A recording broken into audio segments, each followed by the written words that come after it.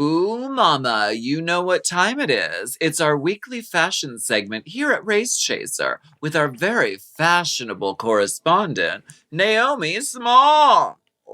Let's jump right into the fits and fashions of Season 17, Episode 8, The Wicked Wiz of Oz, the Rusical. This is the Runway Rundown. Runway Rundown. M. Oh. M. Mom! Race Chaser. Work the runway, sweetie.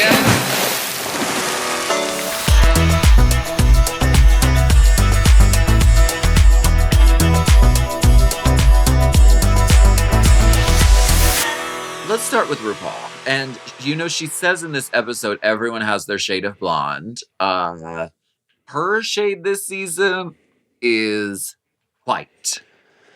Yes. Okay. The past couple of weeks, I have been seeing that she's been wearing white. You know when she walks out into the runway and it's just silhouette first before it's like spotlight? When she wears this white shade of blonde, and because I believe she's only wearing one wig, when it's just backlit, all you see is like the teasing, like all the backcombing. Yeah. And like, there's just specific colors. I think my favorite thing about like old school RuPaul hair is like, it's not a lot of tease, it's a lot of hair. So it has a lot of movement and bounce, and it's not like see-through. And I think when you're doing white hair, you need to like have like a splice. It's so crazy to like try and talk to RuPaul as if like, this is what you need to do to avoid looking bad in drag. Mama, this is what, Mama, you need to... But because I am a in a wig, I'm going to speak to another in a wig. And I do think that when you're wearing white hair, it needs to be like stacked so you do not have that like see-through looking moment. Totally. I mean, the sort of Barbara Bush kind of hair vibe aside, I think the dress is fun. It's playful. I like all the ruffles, and she looks good. I like the earring. I like the shape of the hair, and the makeup is really fierce. Yeah, I love that she has like the blue ruffle like cascading down. I think makes her look extra long. I feel like that there's like a panel missing from the corset. Like they didn't even put it there, which helps give her that look, which is very important when doing layers and layers of fabric.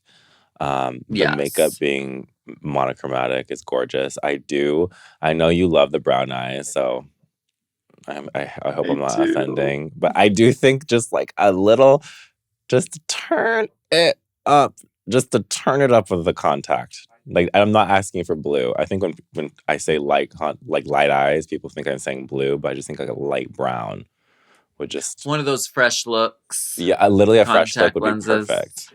Yeah. Yeah. But she's wearing nails, she's wearing ring. Love it. Michelle Visage also looks beautiful. I mean, Mama, she's got it.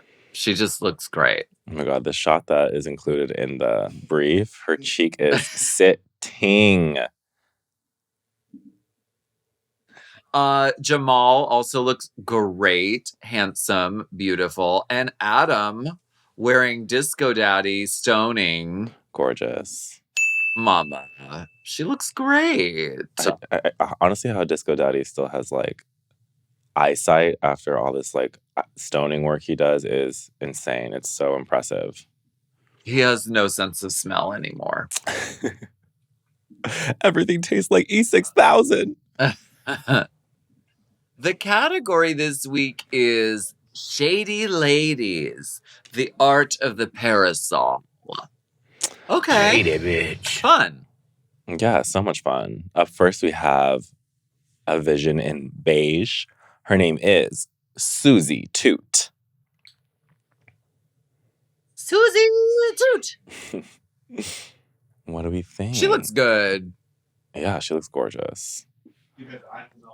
She looks great. I mean, she's doing that sort of classic sort of kind of Suzy Toot face, but it's like that Suzy Toot face got FFS kind of. Like it's feminized and it's like sexy and beautiful. It's not like cartoony. It's crazy. It's crazy what like what doing the she's doing. same things in beige can do instead of like using color. Totally. And I love the stoning on this. I mean, it's a simple parasol, but like it's simple and well done. And I like it. Same. I think she looks gorgeous. And I maybe this is our first time seeing her blonde. So that maybe that's why she got the reaction that she got. When they showed in the commercial RuPaul saying, "This hair color looks beautiful with your skin," I never would have thought that she was saying that to Suzy too. I just never would have. Oh wait, did she say that to Suzy? No, she said that to Corey King. Oh, but she said everyone has their shade of blonde, and she said that to Toot. Yes, which is the classic 613. But I will say that Suzy's legs, at least in this photograph, are giving more Corey King than they're giving Suzy Toot. Oh, okay. Do you not see it? That's why she should go to Honey Hose, because Honey Davenport has a new line of hose that come in very specific skin tone colors. Mama, get into it. The shade range. We have a very wide shade range on this podcast because we're shady a little and we're shady a lot. Jules Sparkles is next. What do you think? I hope I'm not. No, whatever. I do not like whatever all black looks with black hair. Really on anybody, it's really hard sell for me. But I mean, I love that she has the blush that pops, the lip pops. I think these girls were a little bit over by having an all black runway. I don't think they probably knew that going into this season, since the runway is brand new, that it just kind of sucks up a lot of detail, sadly. Yes. We're looking at screenshots here, and I don't see much. It looked great on television, and when they zoomed in on the details, it's clearly beautifully made. It has a beautiful fit. I love the detail they pointed out with the fringe. I did not shave my arms today, so you're all welcome for that. Me either. The fringe that goes down the line and then mirrors what's on the parasol is a beautiful detail. She's always going to look beautiful. On Drag Race, doing an all black look is always a risk and always a toss-up because it can so easily just kind of get lost. And you don't want that on Drag Race. Like this, I hope she does a photo shoot in an all white psych wall, and it's just like the silhouette of the thing, because that'd be kind. I do also she looks beautiful. Think that the Parasol, like if I heard Parasol, my top 3 references, I think Funeral would be in there. Yeah, which on Drag Race can make you lean one way or the other. Like you do want to go obvious, but sometimes you don't. Totally. Arrietty is giving red and black beauty lady. Unibrow. I don't know if this is the first time I'm noticing she drew on a unibrow. We live. Yes. Don't need a museum. This club is enough. I think this is her break. Wearable art and terrible art. This is her, I think... Doesn't even matter. I'm a Fulbright scholar. Is this Clat that you're doing? Yeah. Okay. Sasha Velour. Because she got the unibrow. Sasha Velour. Gotcha. I think that this is her... obviously, this is an amazing, gorgeous look. I feel like she took a break from concepts for this one. She was like, I'm going to go classic. I'm going to go, easy peasy, beautiful. Glamour. Yes. Yeah. Yeah, and I mean, she looks beautiful. These red ruffles are gorgeous, and the flowing, I mean, it's beautifully made. She looks beautiful. Goes to her elbow. That also goes to the mermaid train. It's gorgeous. I think one note I have for her runway presentation, I don't think we need to stroke the parasol. Like she's jacking off the parasol. Just be elegant. Sometimes drag queens are just crass. They are just the hoke. Crude. The hoke. The hoke of it all. Where are the hoke? Okay. Up next. Lexi. Miss Lexiandra Love. This is amazing. I love this. Now, is the hat with the pole as a stick, is that the fashion show reference? Oh, I think the gold titty plate is the Schiaparelli reference she's doing. Because that was so inventive. The optical illusion. The, like, fake out. Oh, wonderful. I mean, she's just...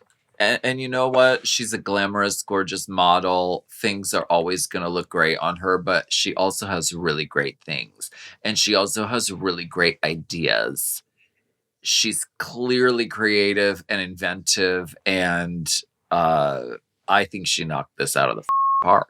It is so hard to wear white hair with a lace front and not get it on the lace front. And I just love how clean and beautiful this application looks.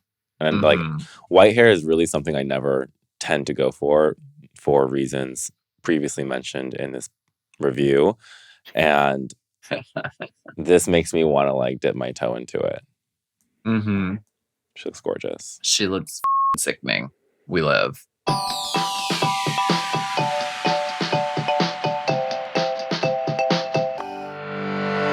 This show is sponsored by BetterHelp. We often hear about the red flags we should avoid, but what if we focused more on looking for green flags in friends and partners?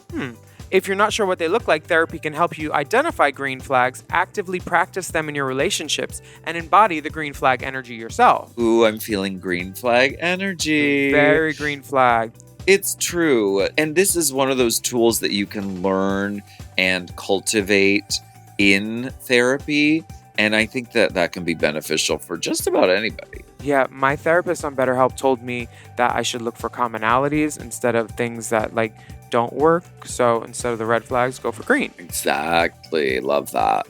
BetterHelp you can go to anytime because they're fully online, which makes therapy affordable and convenient. And now they serve over 5 million people worldwide. With BetterHelp, you can access a diverse network of more than 30,000 credentialed therapists with a wide range of specialties. And you can easily switch therapists anytime at no extra cost. Discover your relationship green flags with BetterHelp. Visit BetterHelp.com/drag today to get 10% off your first month. That's BetterHelp, HELP.com/drag.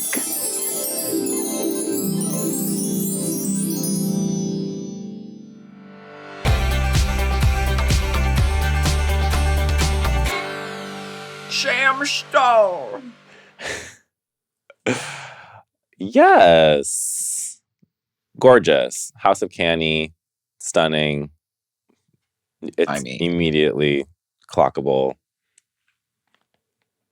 This is so gorgeous. I mean, my goodness.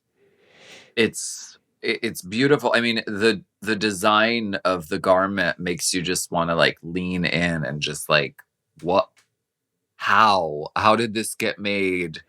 Look at all the details going on. And then that carries up into the parasol. She looks amazing. Is this a reference to her drag mother? I heard there was some scuttlebutt about whether this is. I think this is maybe not a reference to her drag mother, but it is her drag mother's. Oh, really? Yeah, I believe it's just her drag mother's. Oh, it belonged to her. Yeah. Which honestly, like, if my drag mom had fierce drag, I would probably be doing the exact same thing. It's kind of like, make it fit. Yeah. Go for it. It's literally like Yeah, I literally did that on my season of Drag Race. I borrowed like a raven look, and I understand why the girls, when you're getting ready for so many different themes, what you got in there, boo? You know? Girl. Oh yeah, I'm gonna take this, mama. I'm gonna take this with me. You won't miss her. You won't miss her. No. Lydia B. Collins. What do you think?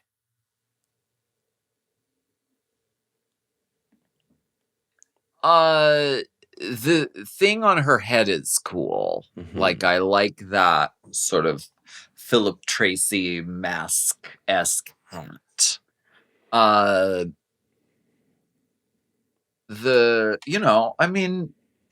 She's from Pittsburgh. This is what we do, mama. This is what we do, mama. We don't wear a body in Pittsburgh, and we just wear the see-through. Yes, mama. That's what we do. That's what we do in Pittsburgh. Yeah, I feel slightly part of the, not problem, but the movement of not wearing any like body. So when I critique people not wearing any body, I just want them to remember I was on Drag Race 10 years ago. I'm wearing, and now I understand the importance of like just like having something in there for like silhouette purposes. I would like to see this with just like a corset, maybe. It doesn't necessarily have to have tits and pads, but just like some shape in there to give the va and the oomph and the elevated look that having a cinched waist gives your drag. Yeah. Because it gives the garment some kind of like somewhere to go. You know, it does. It like, this is drama. Mm-hmm. And it creates that. And I mean, yeah, I mean, she looks great. She looks, I mean, her mug is going to be gorgeous. And I think like that she thinks differently. I just would have loved to maybe, I mean, you know, I like that she thinks differently, but let's maybe just have the staple drag of having a waist. I think a waist is just so important. It's important on Drag Race. It's important on Project Runway. It's important everywhere you look. You want to have a flattering waist. A waist is a terrible thing to waste. Period. Next up is Corina King. Yes, I would be so happy not to wear this, but to have a look that matched the theme for that week. That just feels like, you know, like the Lord is at work when that happens. Like, how special. Yeah. And then they put you in the bottom. I feel like I've seen a lot of interpretations of Dorothy before. I have never seen it done like this. I have never seen it matched with a hair color like this. That's for damn sure. Yeah, I think this was cute, hokey. I wish that the basket was bigger than her hips. Hokey. Don't you think it's a little hokey? I mean, it is hokey. This is definitely reading to children look vibe. Well, storybook drag. Storybook drag for sure. Drag Queen Story Hour. Appropriate. Yeah, I mean, I feel like Dorothy Gale from The Wizard of Oz has been done every possible which way by every single human being who participates in the art form of drag. But that being said, I like this, and she looks cool, and she looks fun, and like, this would be great for like Pride. I like that she has the dog, and I like what the parasol is doing with this, and it's fun. She looks great. Yes. Anya Nervay. I mean, she looks gorgeous. I don't really understand this garment. It almost gives you like it's going to be a gown, and then it almost gives like it's going to be chaps, and then it almost looks like it's going to be, I don't understand the bottom half of it. But I love That's like what I like about it. Yeah? Like, because it's not something that I've seen before. It is these sort of like see-through pantaloon pants that go to the boot. Like, it's unusual and it's fashion and it's like interesting and beautifully made. And I love this parasol, this sort of like spare, like spindles coming down. I love this. I think my favorite detail about this is her like exposed boning on her corset, like that metal gold reflects light so well.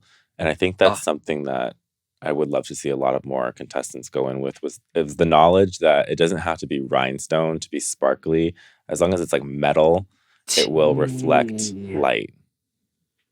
Say that to the children at home. Like, don't waste all your coin on 18 gross of rhinestones for television.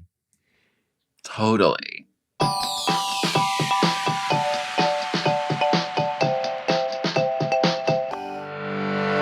There is little in life worse than a sleepless night, tossing and turning all night long because I can't get comfortable. Ugh, no thank you. That ruins my whole night and my whole next day, mama. Oh, it's just the absolute worst. And you know what exacerbates that? A boo-boo mattress. We know. And that's why we love our Helix mattresses. And I get great sleep on my Helix. Okay. Everything on my Helix is wonderful. I take my sleep seriously because we need it in our profession. And on Helix mattresses, I always fall asleep like an angel dream cloud baby. Exactly. That's because Helix knows what works for me because they have a quiz. And then based on the answers you give on the quiz, they tell you what mattress will be the best for you. Yes, and they have tons of different models to choose from. So if you're a side sleeper or a back sleeper, or if you run hot when you sleep, they've got something just for you. Now, before getting my Helix, I had never ordered a mattress online and had it shipped right to my door, which was so easy.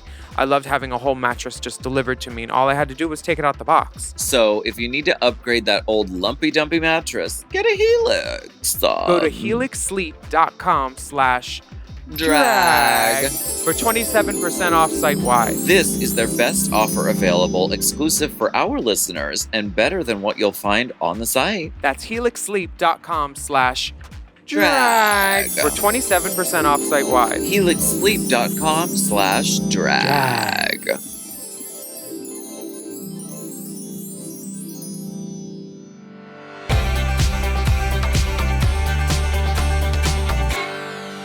Acacia forgot. I love this. I thought this I do was so too. cool. How did she even think about that? It's very fun. And I mean, the wig and the double parasol in the wig is such an event and really fun to look at. And then I like that she went with the tiny parasol to match the size of the ones in the head. Mm-hmm. This looks like Acacia forgot. Like if I saw this look, I'd be like, oh, this screams to your aesthetic.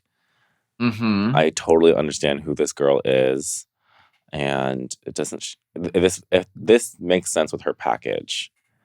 And it has a little wink, wink, nudge, nudge. I know she's trying to go for the Dior silhouette.